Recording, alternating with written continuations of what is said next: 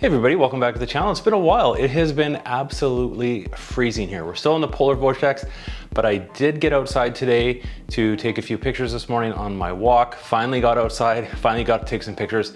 I'll be sharing that video later. I'm just kind of editing and going through some of the photos from that one. But I wanted to jump on quickly and let everybody know about the update that just came yesterday to the Fuji, they call it the Fuji Remote app. Now, if you have a Fuji camera, you've probably found out and read about this Fuji app, and I'm jumping on here to say there's a new version now, version 4.7. It's available for the iPhone. It doesn't appear to be on the Google Play Store yet. I checked on my phone, but you're not missing out on anything. This has to be probably the most frustrating experience of anything from Fuji is trying to use their remote app.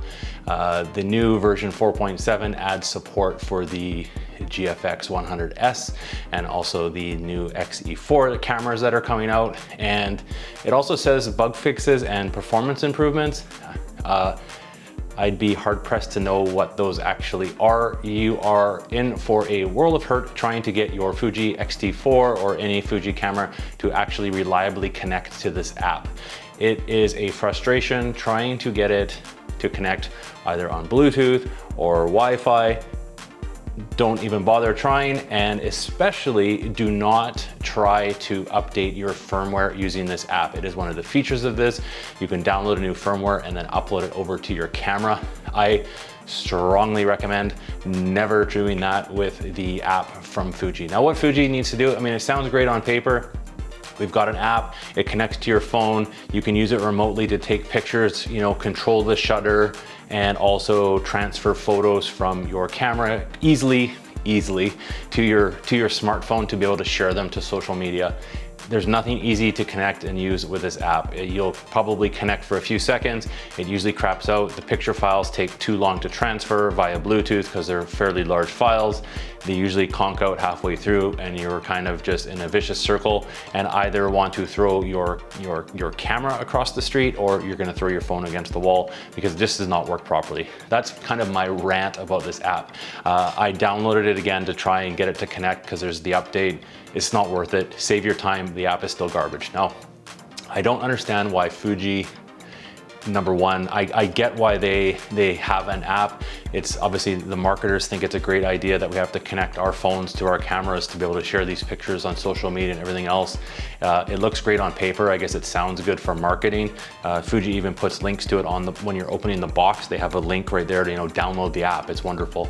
It's not. Skip it. Take regular pictures. Save them to your SD card, take the SD card out, download them onto your computer. That's the best way to do it. Use a program, something like Lightroom, to edit and you know, store your photos in the cloud.